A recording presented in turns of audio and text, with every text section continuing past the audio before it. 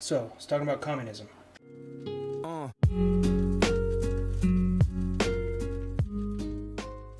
There we go. So, recap. My wife grew up in Romania. Romania was communistic until December 25th, Christmas Day, 1989. Communism actually fell in Romania. It was, I think, 50 years or so. My wife was pretty young when it fell. I want to say she was 3 or 4, something like that. She's the youngest of a rather large family, and her family had to survive in communism, which was not always easy. It's interesting. I've had some really interesting conversations with her dad, who was openly against communism while they were in communism, and he was smart about it. I mean, he wasn't like a fool, but he was also vocal about it. They would get radio channels from England that were broadcast, and he had wired up. He had a radio, and he had wired it into the calorifer, how do you say that? The radiator system, so that basically he was using the radiator of their entire block as a big antenna to get these radio channels that were being broadcast into Romania, but they were illegal. And like if neighbors would have reported on him, they would have gotten in trouble and stuff. And but he loved listening to like Elvis and the Beatles and stuff like that, and that was illegal. That was you couldn't do that because communists want to control the narrative. They want to control the information that you have. My father-in-law, he would get a ration of gasoline, and he didn't have a car, but because of how efficient and wonderful communism is, they definitely made sure to ration him gasoline. And so what he did is he took that gasoline out to the farmers who had tractors and who had cars that actually needed it, and he traded it for cheese and milk and ducklings and stuff like that, and chickens and stuff like that. And they lived in these big, just Eastern European block, you know. They were living on like the 7th floor, and in their bathtub they would raise these ducklings, and they would raise them to maturity, and then they would execute them there. Slaughter, that's the right term for animals. So they would slaughter them there, and that's how they would have their meat, because if they relied on the government for their meat, they would be waiting in lines, and you would wait in lines for hours. And like they rationed meat every 3 days, 4 days or something. You could go and try to buy some, but what it would be is it would be a line that would take up to like 5 hours that you'd wait in. There was a chance you could get meat from it. Typically wasn't of the best quality. So it was interesting. The way that they got it is they would do their own butchering. And I grew up in kind of a horse town down in Southern California. I milked cows in high school and stuff like that. And I've never butchered a chicken, and my wife's done it more than I have, but yet she was living in the 7th story of this block apartment. That was like a 2 or 3 bedroom apartment.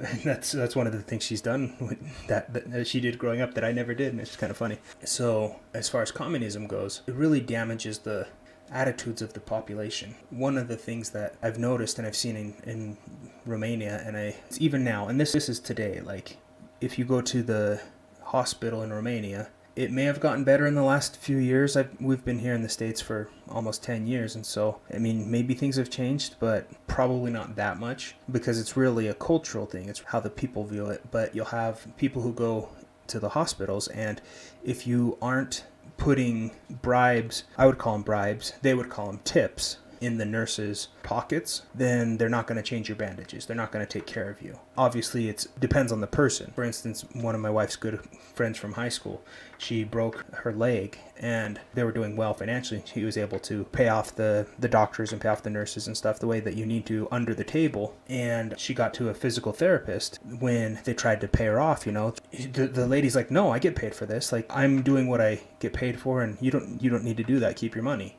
And that physical therapist was the best person that they had ever worked with in the hospitals and stuff, because she was there because of the passion, and she was there because she wanted to help people. Each person's different, like in any society, but when corruption is commonplace in a society, it's very damaging to business. It's very damaging to the trust in people, and communism breeds that corruption because the government isn't efficient enough to do it itself. The government has no way of knowing how prices should work. Pricing itself is something that is so potent in a free market. Having the ability for the person making the good to set the price that allows them to try and get as good of a price as possible where they're still going to make money, but also going to be more appealing than their competition, and it brings prices down in general. And yeah, obviously there's exceptions to everything, and there's situations that are different and stuff, and so everything, you need to always look at things with an open eye. But in general, that's one of the big things that nobody really talks about in communism, is how it intrinsically makes the culture a corrupt culture. And when people are corrupt, they don't trust each other and they don't open up to each other, and it kills a community, and it's harder to stand together with somebody that you can't trust. That's why I said communism molests the spirit of the people being ruled. I'm really grateful for the country that we have. It's one of those places that you get what you want. You can find what you're looking for. If you're looking for a place where you can just stand up and be your own person and become whatever you choose to become, do it. Nobody's going to stop you. Yeah, you'll hit roadblocks, you'll have people that try and get in your way, but ultimately you're free to do whatever it is, as long as you're not damaging other people or hurting them, and as long as you're not cheating people and that kind of stuff. Make it happen, man.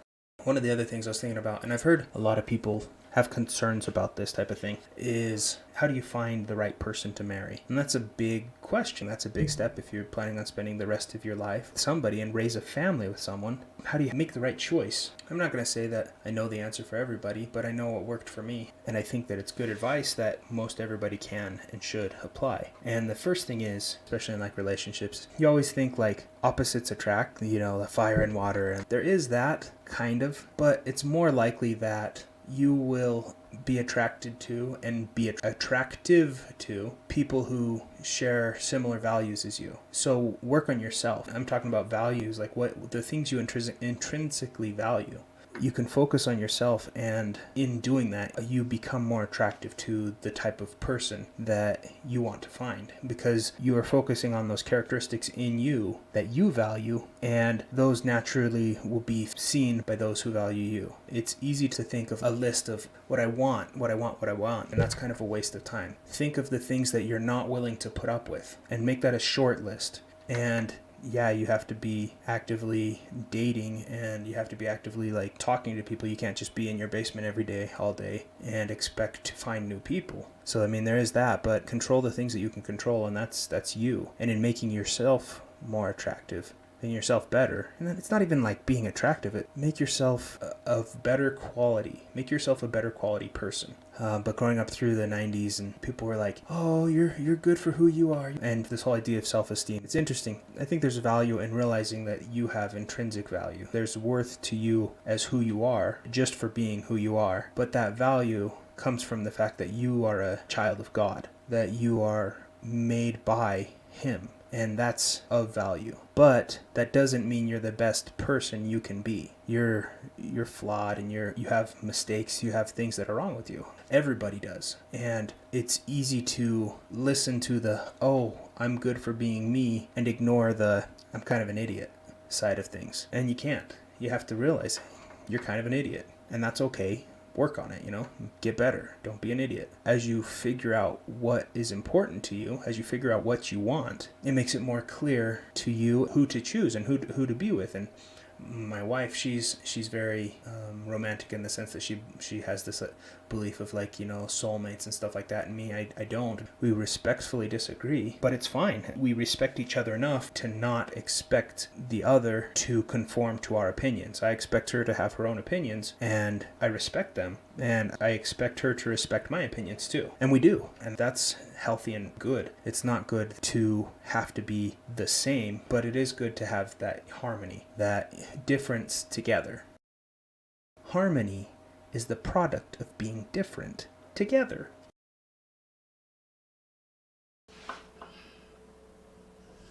I hope that someday my kids, when they get older and they can see ideas that might bring value to them. I don't really care how many people get to see this, but I do care that I make it so that my kids can see that there are ideas outside of whatever's been taught. And maybe they already thought of all these things. I don't know. Hope they have. Hope I've talked to them enough in person, but who knows. But yeah, to find someone that you want to spend the rest of your life with, figure out what you want, focus on what you want, and then try to become that person. And that will naturally attract the people that you will want to be with. And that's not just like as a spouse, as a companion, that's friends, that's your social group. People who value the things that you value tend to stick around. One of my buddies, we went like 3 years without talking, and we're still best. I mean, I'd do anything for that guy. He's one of my best friends. And it's because we value and respect each other's opinions, and we are okay with our differences.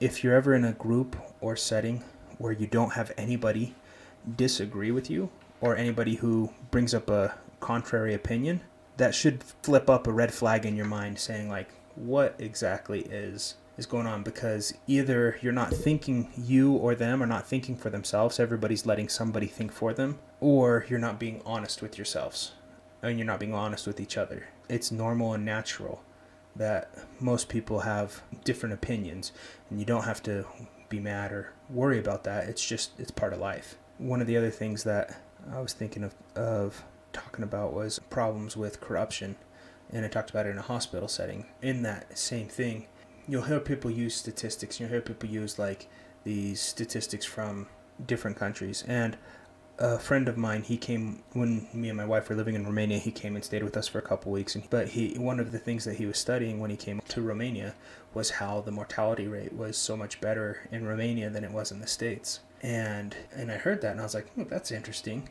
I started asking around just to people that I knew that had done stuff in the hospitals and nurses and stuff, and I asked them how they reported on things. The reporting itself was skewed so that it looked very favorable. And so this friend of mine, he was telling me these global studies that had found very positive things, and he was looking more into it, and I never saw what his conclusions and stuff. So I'm sure he found out stuff that I didn't know, but also something doesn't add up when you have people telling you that like this type of a miscarriage was actually not considered a lost child because it was some qualification of being, it was too early, or it was this. And you'll hear statistics and they can be very convincing, but I find it, the more I learn about statistics and the more I learn about reporting and the more I learn about how people do things, the less convinced I am from a statistical argument.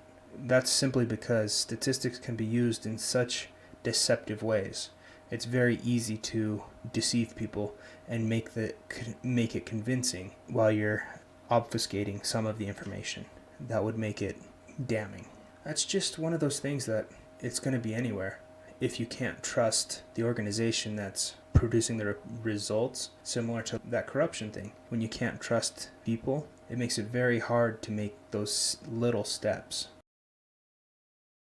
The last thing I was going to talk about, there was an abortion law passed in New York, and the governor lit up a few of the buildings with pink, and the people were cheering when it passed. And what the law does is it makes it legal to abort a baby for any reason up to 24 weeks. After 24 weeks, up till 40 weeks, so until the baby's ready to be born, it's legal to abort the baby when the health of the mother is in question. Health is a term that has been used very liberally. The language was very vague, and it was kind of left up to the doctors or the parents' interpretation. Any way you look at it, abortion's wrong. Abortion is wrong. There's no way that you can say that to purposefully terminate a human life is a good thing. But I was thinking about it, and I actually thought of, we're Christians. We've been through this. Christ's family. You look at Herod. He tried to kill all of the babies, all the male babies in that time, because he didn't know where the king was, He didn't know about Christ. Look at during Moses' time. You had Pharaoh. He tried to kill all of the babies. Satan goes after the babies. He goes after those who can't protect themselves. We've been here before. Stand up, fight against it. Abortion's wrong. I have a little sister who has Down syndrome. She's in her 20s. So we were living in California at the time when she was born. And the doctor, they suggested doing this test that the test itself was fairly risky for the baby. And the test would just tell them if there was a deformity. But that test itself, there was like a really high chance of the test being damaging to the baby, whether there was a problem or not. And my parents, they were in there to do the procedure, to do that test, and while they're in there, they were reading about it to see more about it before they went in and did it. As they started reading more and more, they're like, no, I'm not gonna do this test, because they knew they wanted to keep the child. Abortion was not an option. And when the doctor heard that they weren't even going to take the test, the doctor, he put on a lot of pressure, saying things like, if you don't do this, you're a bad parent, because what if that child has a deformity, and to bring that deformed child into the world is being irresponsible, and just stuff like this coming from a doctor. It's sickening. And this was 25 years ago. It's an old argument, but it's a wrong argument. It's an evil argument. Being very clear, it's evil. It's very evil to terminate the life of a child that is developing and growing. My wife said it this way. She's like, it's almost like suicide, but for someone else, without the responsibility. And that's what it is. You're saying, oh, your life's tough and it's not worth living, so... And it's like, no, first off, that's not your right. That's not right. It's extremely sad to see these young girls who are like, oh, I had an abortion, but I just wasn't ready. And I know when I'm ready, my baby will come back to me. No, it's not a video game. You don't hit restart and start over at the beginning. That's a child. That's a child. It can't come back. You're killing it.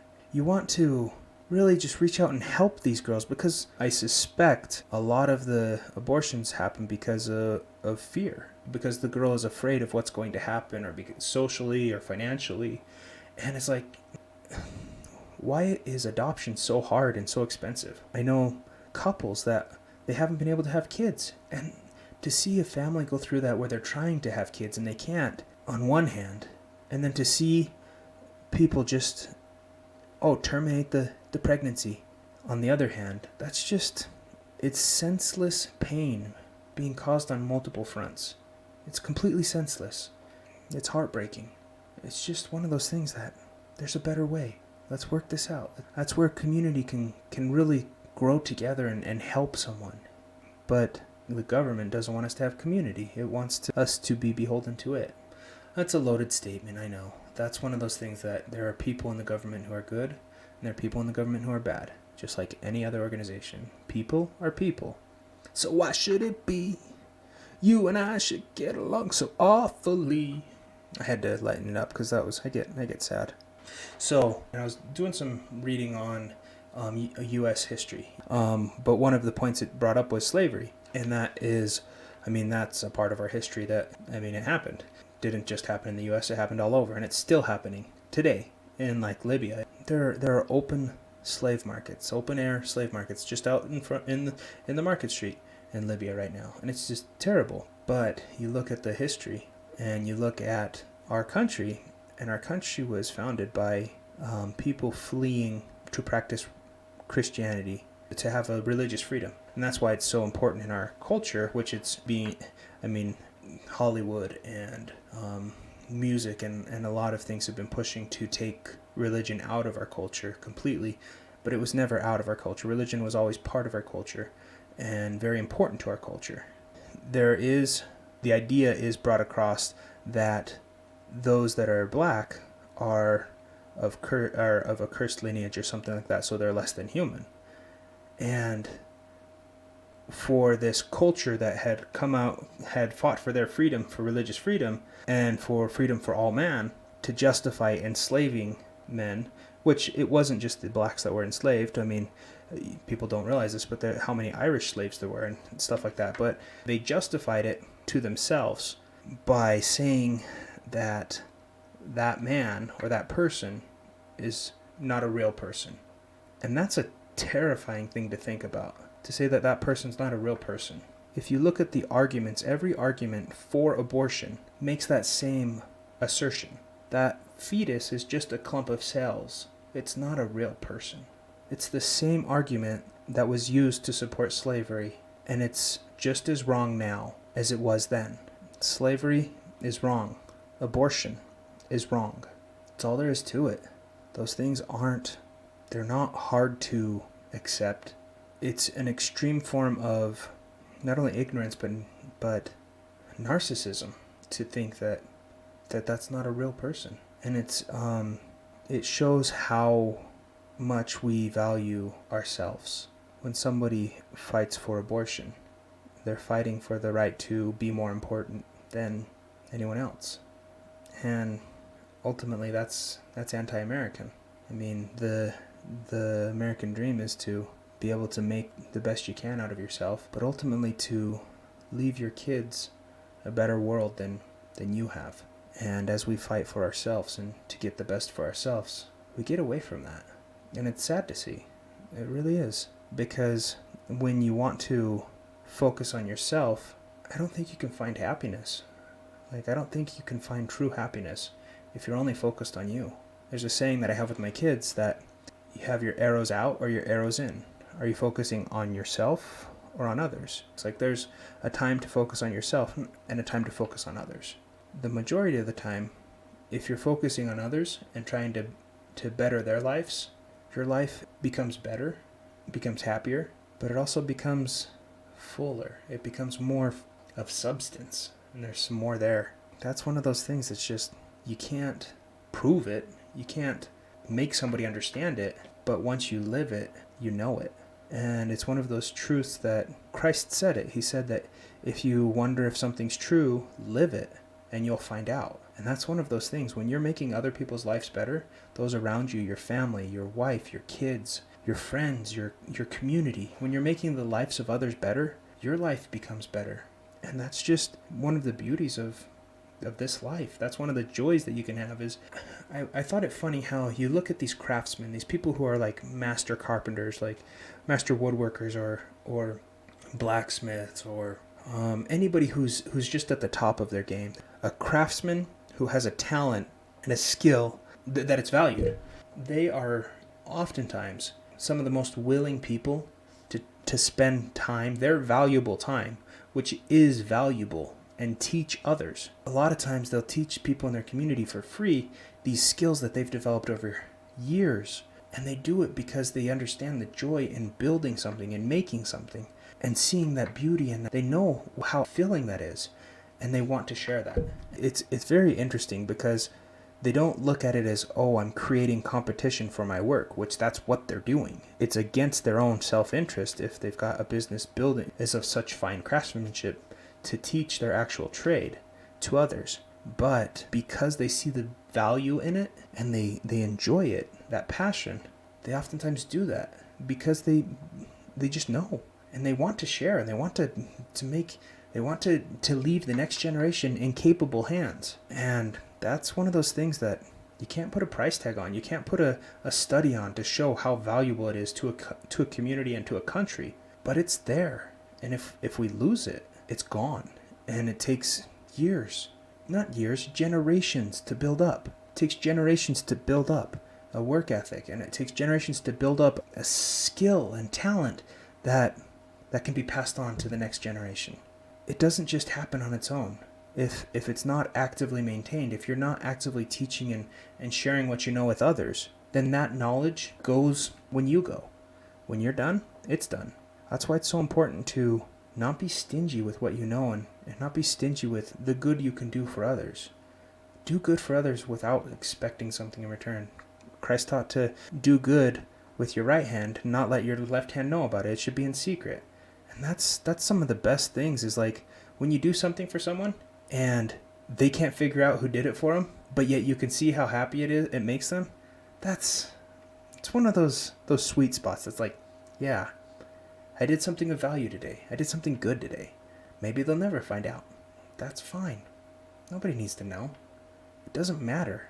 If you do something good for someone else just so that you look good for someone else, you're shallow. You're a shallow person. But that's expected. We're all in a fallen world. This life is a time to grow. It's a time to get better. It's time to take those things that are in us that are not good and cast them away, cut them off, and be reborn. Become clean again and become better again. That's what Christianity is about. Getting rid of the bad in you and becoming something new and better. And that brings happiness.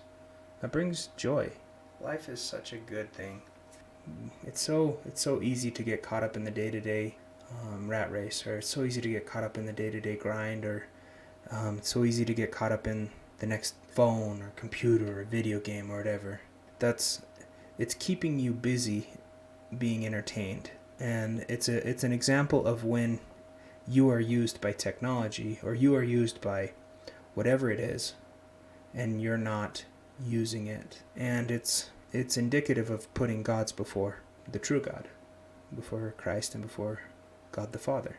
And that's one of those things that we all have to fight, we all have to struggle, and we all fail sometimes, we all fall short. Don't get discouraged. Accept the fact that you're not perfect, accept it, but move on. Keep trying. Hold your head up high. You are who you are. God knows. You know. Try to be better tomorrow. Well, I've gabbed on long enough. Thank you for listening. I probably should say things like and share and comment and all that jazz, but whatever. If you find it of value, you'll watch it. If not, that's fine. See you, everybody. Rock the party. Bye.